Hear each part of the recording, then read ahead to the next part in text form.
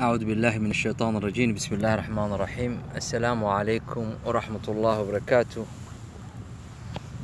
walaalaha igala socda khayrka doonta tawxiidka ma sha Allah. qiso yar ayaan rabaa maanta inaan insha Allah iyo qolada YouTube-ka igala socoto. qiso yar ayaan rabaa insha Allah inaan nila share gareeyo. waa mas'alo runtii aniga iyo walaalo fara badan naga yaabsiisay oo runtii murugo fara badan maartay aan dareennay. waxaa la yaab leh oo murugta ay tahay walaalayaal, wasalaatu wasalaamu calaa rasuulillah sallallahu alayhi wasallam, in aan la kulmay cadow uu ilaahay subxaana allah tacaala caza wajal arraxmaan arraxiim uu qur-aanka ku sheegay. uu dhahay cadowgaas waa cadowgiina ee cadowtinimo u qaata oo cadowtinimo ula dhaqma.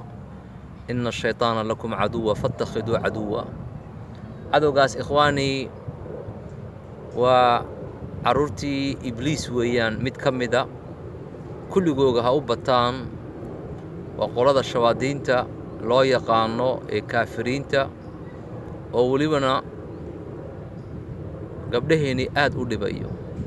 gabadh kasta oo muslimada waxay isku dayaan ikhwaani fillaah inay dhibaan oo diintay ka saaraan, inay qashqashaadaan, inay dilaan, inay ikhwaani fillaah nolosha ciriiri ay ku geliyaan. innaa lilaahi wa innaa ilaahi raajicuun. cadowgaas walaalayaal lama arkayo, laakiin waa la dareemaa. aragtidada waad ogtihiin ikhwaani fillaah, annaku ma arkayno, laakiin qofka uu dureeyo, qofka uu afuufo, qofka ay dabeeshiisa ku dhacdo, qofka uu maaragtay fursad uu ku helo, aad buu u dhibaa. qisaddu way gaaban tahay, waqti kalena waan ku soo noqon doonaa insha allah. waxaan jeclaystay anagoo bartaan joogo walaalayaal inaan insha allah nila sheergareeyo cajalka yare gaaban insha allah. ilaahay sharkiisa ha naga ilaaliyo. waa jinka kaafirka, dayuuska, khasiiska ee gabdhahiina waxaad ogaataa xoogaya walaalayaal. waa ka gabdhahiina hurdada ugu imanayo oo qasab iyo xoog uga qaadanayo wixii nin uu ka rabay qofka dumarka, subxaana allah, ama gabadh ka rabay. gabdhaheennii walaalayaal aad bay u dhibaataysan yihiin, dhibaato fara badan. taa habeenkii mar loo imanayo, taa wiiggii mar loo imanayo, taa bishii mar lagu soo noqonayo, waad yaabaysaa. waxaan leelahay innaa lilaah wa innaa ilaahi raajicuun. yacni walaalayaal, jinkaas cadowga meherad kale markuu waayey, shaqo kale markuu waayey, laba shay unbuu yarabaa: inuu gabadhan uu waalo, ee dharka ee tuurto, ee bannaanka u orodo, oo baaburu ku dhufto, ama qolada dowladda ee qabato la idhaahdo tan way waalatay oo erbad ha lagu mudo oo baytalmajnuunka la geeyo. taasuu rabaa, oo gabadhaa la idhaahdo tan way ku dhufatay maskaxdeedii. mise wuxuu rabaa inuu wato oo geysto caalam aljin. ka warrama walaalayaal. gabdhaha aniga iga sheekeeyey qisooyinkooga walaalayaal ee murugta ee gelisay, waxay ku leeyihiin silsilado iyo xarko yaan lagu qabtaa oo lagu tuuraa caalam aljin, oona la qaadaa bay ku leedahay. riyoodna lagu qaadaa, rurunana lagu qaadaa, oona la soo celiyaa. innaa lilaahi wa innaa ilaahi raajicuun. gabadha maqnaanayso labada cisho guriga ka maqnaanayso, gabadha ka maqnaanayso weegga, ta bisha la qaadanayo oo waxaad ogaata jinni uu la socdo kaafirka, ta habeenkii la imanayo korkeyga la dilayo, meelihuu ka qaqabanayay baabacooyinkeedii iyo lugaheedii iyo maaragtay jirkeedii oo dhan wada maaragtay dhiiggii uu fadhiistay. ikhwaani fillaah, aad bay u dhibaataysayin gabdhahiina. ilaahay caafimaadka ha siiyo, ilaahay ha ka ilaaliyo. ta habeen kasta ikhwaani fillaah lala gaalmoonayo, haddaa waxay ku dhacdaa ogow gabadha keligeed iyo gabadha la qababa, labada way isoo martay. jinku walaalayaal cadowgaas gabdhaheeniiba u soo dhigtay isagiyo naag jinniyada oo la socdo uu kuu sheegayo uu ku leeyahay naag jinniyada ayaan qabaa oo carruur baan leeyahay iyo ana tan jecelahay aan rabaa inaan addoonsado walciyaadu billaah ilaahay baan addoon u nahay jinni u noqon mayno addoon dhibtaasaa jirta walaalayaal dhibtaasaa jirta waxaan jeclaystay insha allah in aad u soo ducaysaan gabdhaha walaalaheena sidaa loo dhibayo oo la xoogayo oo jinka ula galmoonayo uu naagaystay oo gabdhaheena 70-80% waqti dheer waxaan soo qarsanayo oona sheegin hooyadina uma sheegi karto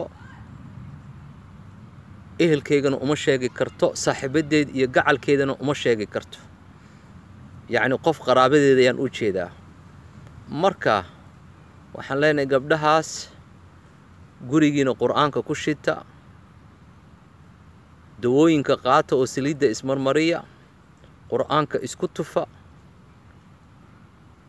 ilaahay tala saarta waad ka guulaysanaysaan cadowgaas hadduu ku soo galo habka sixir ama hadduu ku soo galo habka iskiisoo jinnu u soo ordayo ina sixirkana waa laysku soo diraa waxyaalahaas oo kale laba gabadh baa isqabanaysa laba islaam baa isqabanaysa laba maamo yaa isqabanaysa sixir bay ku soo diraysaa jinni oo ka zinaysanayo maamadaas waa heerka la gaadhay weeyaan walciyaadu billaah innaa lilaahi wa innaa ilaahi raajicuun xaqiiqa weeyaan wuxuu ku bilaaban karaa waqti yar iyadoo 10 jira iyadoo 15 jira iyadoo 20 iyadoo 30 iyadoo 40 ilaa 50 ayuu daba socon karaa oo sidaas habeen kasta u xoogeeya oo xoogistii caadigan sheegaya yacni wuxuu leeyahay tan waaba islaanteedii weeyaan markaasuu dilaya ikhwaani fillah marka qur'aanka la saarana maaragtay uu ordaya marka qur'aanka la joojiyana uu ku soo noqonaya waa musiibo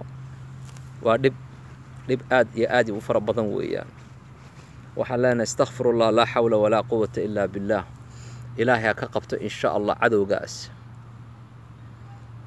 gabdho muslimaada iyo gabdho oo shaqo ku leeyihiin islaamkaba labada wuu xoogaa walaalayaal hada xaqiiqad weeyaan marka nas'alu allaha assalaama ilaahay waxaan weydiisanaynaa nabad iyo caafimaad insha allah فيديوهاً وانكسر لقندونا شرقري إذا عدينا سبسكرايب كسمة قبلها ولا الله أدعي إنه إلهي كإلاليو الرنكاس قاربا إسكا عاديستي وموذي إنا عاديهين حتى ووهن تداور هذا موقت وان كدلي وإذا بان دلي ريركينا دلي قريقان قبي حداد أديق وحيار أتسميسي قاربا هويوينك الله هذلا أما إدوياش الله هذلو إرادة قبل هذا إسي waxaan raba iyaan kuu sameyn dahab baan ku siin lacag baan ku siin tan aan iska qaato u dhaafi meeno gabdhaheena maarta jinka waan difaacinaa qur'aankan saaranaynaa waan u duceynaynaa garabna waan siinaynaa gabdhaha kaste oo ka cabanayso jannal caashiq iyo jinniga zinada